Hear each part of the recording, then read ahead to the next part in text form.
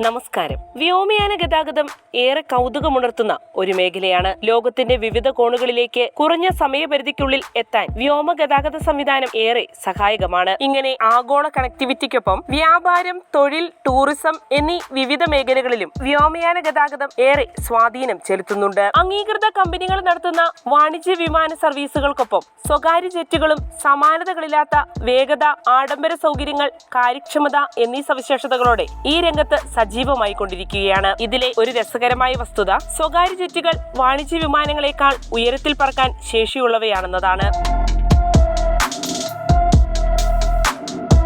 വാണിജ്യ വിമാനങ്ങൾ സാധാരണയായി 33,000 മുതൽ 39,000 വരെ അടി ഉയരത്തിൽ പറക്കുന്നവയാണ്. ഇന്ധന ഉപഭോഗം ഒപ്റ്റിമൈസ് ചെയ്യുന്നതിനും അനുകൂല കാലാവസ്ഥയിൽ പറക്കുന്നതിനുമായാണ് ഈ വിധത്തിൽ വാണിജ്യ വിമാനങ്ങളുടെ പറക്കൽ ഉയരം നിശ്ചയിച്ചിരിക്കുന്നത്. ഇതപേക്ഷിച്ച് സ്വകാര്യ ജെറ്റുകളുടെ പറക്കൽ ഉയരം വളരെ കൂടുതലാണ്. അവ പൊതുവെ 39,000 മുതൽ 51,000 അടി വരെ ഉയരത്തിൽ പറക്കുന്നവയാണ്. അതിൽ ലൈറ്റ് ജെറ്റുകൾ 33,000-നും 41,000 അടിക്കും ഇടയിൽ സഞ്ചരിക്കുന്നു. അതേസമയം ഇടത്തരം ജെറ്റുകൾക്ക് ഏകദേശം 45,000 അടി ഉയരത്തിൽ വരെ സഞ്ചരിക്കാനാകും.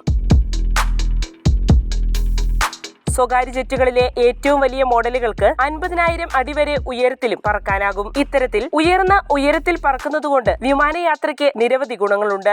അതിൽ പ്രധാനപ്പെട്ട ഒരു ഗുണം വിമാനങ്ങളുടെ ഇന്ധന ഉപഭോഗം കുറയുമെന്നതാണ്. നേരെ മറിച്ച് താഴ്ന്ന ഉയരത്തിൽ കട്ടിയുള്ള വായുവാണുള്ളത്. അത് കൂടുതൽ പ്രതിരോധത്തിന് കാരണമാകുന്നു. അതിനാൽ തന്നെ അത് വിമാനങ്ങളുടെ ഉയർന്ന ഇന്ധന ചെലവിന് കാരണമാകുന്നു. ഉയരം കൂടുന്തോറും വേഗത വർദ്ധിക്കും എന്നതിനൊപ്പം വിമാനത്തിന്റെ കാര്യക്ഷമത പരമാവധിയാക്കാനും യാത്രാസമയം കുറയ്ക്കാനും സാധിക്കും. വാണിജ്യ വിമാനങ്ങളും സ്വകാര്യ വിമാനങ്ങളും തമ്മിലുള്ള രൂപഘടനയിലെ വ്യത്യാസവും അവയുടെ പറക്കലിനെയും വേഗതയെയും സ്വാധീനിക്കുന്നുണ്ട്. വാണിജ്യ വിമാനങ്ങൾ പറക്കുന്ന ബസ്സുകളോട് സാമ്യമുള്ളവയാണ്. അവ ദീർഘദൂരത്തേക്ക് ധാരാളം യാത്രക്കാരെയും ചരക്കുകളെയും കൊണ്ടുപോകാനാകും വിധമാണ് രൂപകൽപ്പന ചെയ്തിരിക്കുന്നത്. ഈ രൂപഘടന അവയെ സ്ഥാപിതമായ വ്യോമമാർഗങ്ങളിലൂടെ മാത്രം സഞ്ചരിക്കാനേ അനുവദിക്കുന്നുള്ളൂ. അതേസമയം സ്വകാര്യ ജെറ്റുകൾ എന്നത് ആകാശത്തൂടെ സഞ്ചരിക്കുന്ന വേഗതയേറിയ കാറുകൾ പോലെയാണെന്നാണ് വിശേഷിപ്പിക്കപ്പെടുന്നത്.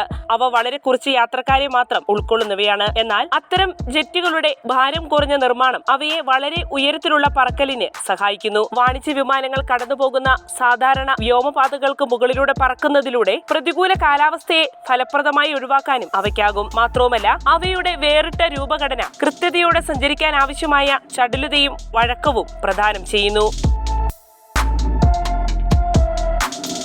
വ്യോമഗതാഗതം നിയന്ത്രണ വിധേയമാക്കാൻ പലപ്പോഴും വ്യോമപാതകൾ ശ്രദ്ധാപൂർവം ആസൂത്രണം ചെയ്യാറുണ്ട്, പ്രത്യേകിച്ച് തിരക്കേറിയ വ്യോമാതിർത്തിയിൽ പ്രവർത്തിക്കുന്ന വാണിജ്യ വിമാനങ്ങളുടെ കാര്യത്തിൽ. എന്നിരുന്നാലും സ്വകാര്യ ജെറ്റുകൾ പ്രാഥമിക എയർവേകൾക്ക് മുകളിലൂടെ പറക്കുന്നതിനാൽ കൂടുതൽ നേരിട്ടുള്ളതും വേഗതയേറിയതുമായ റൂട്ടുകൾ തിരഞ്ഞെടുക്കാനുള്ള സൗകര്യം ഇവയ്ക്കുണ്ട്. ഈ കഴിവ് യാത്രയ്ക്കായുള്ള സമയം ലാഭിക്കുക മാത്രമല്ല, വ്യോമപാതയിലെ തിരക്കിൽ ഉൾപ്പെടാതെ മാറുന്നതിനും സുരക്ഷ വർദ്ധിക്കുന്നതിനും സഹായകമാകുന്നു. ഏറ്റവും അപകടകരമായ കാലാവസ്ഥാ പ്രതിഭാസങ്ങൾ ഏറെയും സംഭവിക്കുന്നത് 33,000 അടിക്ക് താഴെയായാണ്. സ്വകാര്യ ജെറ്റുകൾ വളരെ ഉയരത്തിൽ പറക്കുന്നവയായതിനാൽ ഇത്തരത്തിലുള്ള പ്രതികൂല കാലാവസ്ഥകൾ അവയെ ബാധിക്കില്ല. തിരക്കേറിയ എയർവേകളിലൂടെ പോകുന്ന വാണിജ്യ വിമാനങ്ങൾ നേരിടുന്ന സാധാരണ കാലതാമസങ്ങളെ മറികടക്കാനുള്ള സ്വകാര്യ ജെറ്റുകളുടെ കഴിവ് സമാനതകളില്ലാത്ത വേഗതയേറിയതും ശാന്തവുമായ യാത്രാ അനുഭവവുമാണ് വാഗ്ദാനം ചെയ്യുന്നത്. ഇവയിലെ വേഗത, സുഖസൗകര്യങ്ങൾ, കാര്യക്ഷമത എന്നിവയുടെ സംയോജനം സമയത്തിനും ആഡംബരത്തിനും മുൻഗണന നൽകുന്നവർക്ക് സ്വകാര്യ ജെറ്റുകളെ പ്രിയപ്പെട്ട യാത്രാ തിരഞ്ഞെടുപ്പുകളാക്കി മാറ്റുന്നു. സ്വകാര്യ ജെറ്റുകളിലെ യാത്ര വേഗതയുള്ളതാണെന്നതിനൊപ്പം ശാന്തവുമാണ്. ക്യാബിനിലെ ശബ്ദക്കുറവ് യാത്ര കൂടുതൽ ആസ്വാദികരമാക്കുന്നു. സാങ്കേതിക വിദ്യ അനുദിനം വികസിച്ചുകൊണ്ടിരിക്കുന്നതിനാൽ വരും ഭാവിയിൽ സ്വകാര്യ ജെറ്റുകളുടെ ആകർഷണീയതയും പ്രകടനവും വർദ്ധിപ്പിക്കാനുള്ള നൂതന ശ്രമങ്ങൾ ഇനിയും നടന്നുകൊണ്ടേയിരിക്കും. അത് വ്യോമയാന ഗതാഗതത്തെ തന്നെ മറ്റൊരു തലത്തിലേക്ക് ഉയർത്തുന്നതിന് വഴിയൊരുക്കിയേക്കാം. വാർത്തയുടെ നിറം തേടി തനിനിറം.